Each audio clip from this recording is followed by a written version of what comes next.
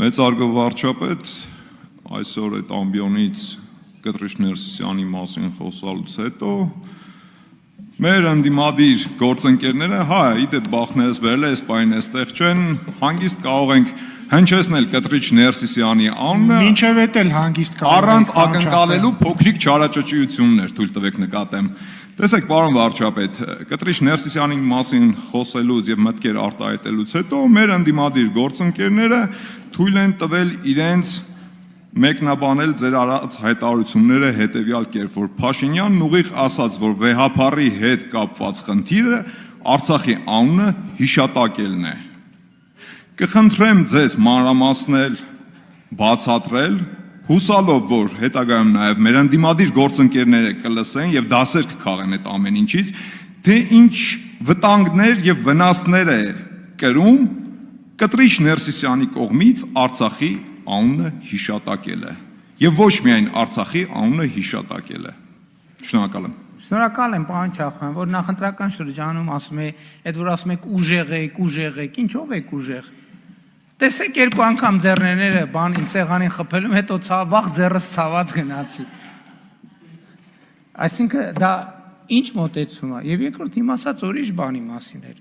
Երբ որ Կտրիչ Ներսիսյանը կանոնից դուրս է, այսինքն ի բնե չէր կարող լինել կաթողիկոս, եւ նրա եղբայրը գործակալ է, եւ նա ունի խոցելիություններ, այդ թվում ֆինանսական, պարզ է, չէ՞ որ Հայաստանի Հանրապետությունը այդ խոցելիություններով ոչ զբաղվել է, ոչ էլ զբաղվում է։ Իսկ ով ասում, որ դրսի կառույցները չեն զբաղվել այդ խոցելիություններով։ Այդ խոցելիությունները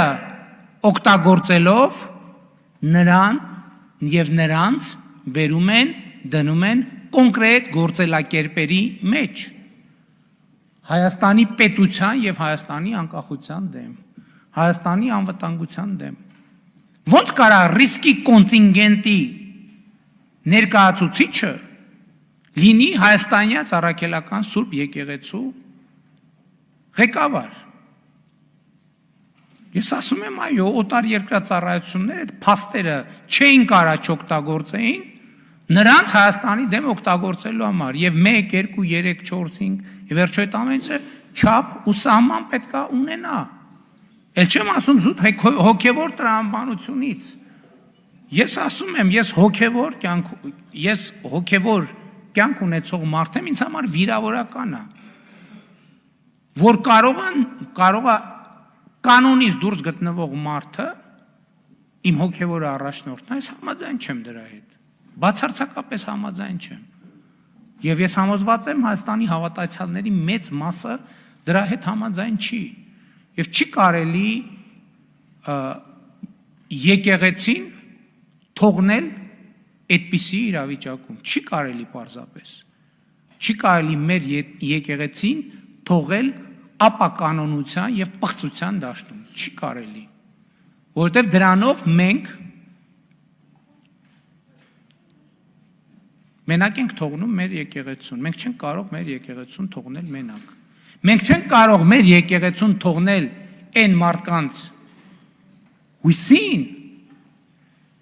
ովքեր էլի նույն օրինակ է բերեմ, չգիտեն, իրոք օբյեկտիվորեն չգիտեն Աստվածաշնչի նոր կտակարանի եւ ավետարանի միջև ինչ տարբերություն կա։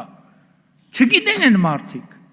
որովհետեւ իրանց համար եկեղեցին քաղաքական գործիք է, որ իրենք կարան օգտագործեն։ Եկեղեցին Հայաստանում դադարել է լինել հոգեվոր ինստիտուտ այն ղեկավարողների համար։ Այն դարձել է ներքին եւ արտաքին ազդեցությունների գործիք։ Սա չի կարելի հանդուրժել։ Արձագանք։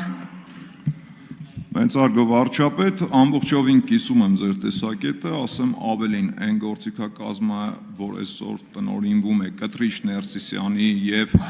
նրա այսպես Պարոն Մանուկյան, եւս մեկ անգամ տեղից արձագանքեք, ձեզ դուրս եմ հրավիրելու դահլիճից։ Հերիք եղավ, բոլ եղավ, չեմ կարող գոռամ, բանա, փորս ցավում է։ Մի ջղայնացեք։ Շարունակեք, պարոն Չախոյան։ Այն գործիքակազմը, որ որը տնօրինում է կտրիչ Ներսիսյանը եւ նրա այսպես կոչված ճակերտավոր սրբազանները, թույլ տվեք նկատել, որ այդ թվում նաեւ ատելության քարոզ է սերմանում մարդկանց սրտերում եւ հոգիներում։ Շատ վառ օրինակ կարող եմ բերել, օրինակ Սուրբ Աննա եկեղեցում են երիտասարդի սանձարձակ պահվածքը, իրականում Կտրիչ Ներսիսյանի ճակերտավոր ասած սրբազաններից մեկի են սառեցված Վազգեն Գալստանյանի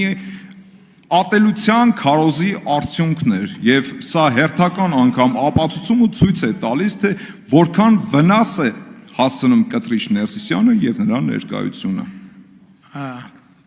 Պարոն Չախոյան, ես վատ նորություն ունեմ բոլորիս համար, որովհետեւ այն զեկույցը, որի մասին ես խոսում եմ, այդ զեկույցի մի մասը արդեն պատրաստ է եւ այնտեղ մեզ թվում է թե մենք ամեն ինչ գիտենք։ Ընդ որում ես խնդիրը դրել եմ, որ այդտեղ զեկույցի մեջ ներառվեն կամ ապացուցելի կամ հանրայնորեն հրապարակելի հրապարակված փաստեր։ Մեզ թվում է թե մենք գիտենք ամեն ինչ, բայց ես օրինակ այդ զեկույցը կարդալիս սարսափեցի, որովհետև նրբություններ կան, փաստեր կան, որ այս վերջին 25 տարվա ընթացքում եղել են, մենք կամ ուշադրություն չենք դարձրել այդ փաստերին, կամ բան ենք արել, կամ մոռացել ենք։ Օրինակ հակականոնական է, որ եպիսկոպոսը իր ընտանիքի անդամին եպիսկոպոս ձեռնադրի։ Եվ կանոնների մեջ հստակ ասում է, ով որ իր ընտանիքի անդամին եպիսկոպոս ձեռնադրի, պետքա կարգալույծ լինի, պետքա հեռացվի եկեղեցուն։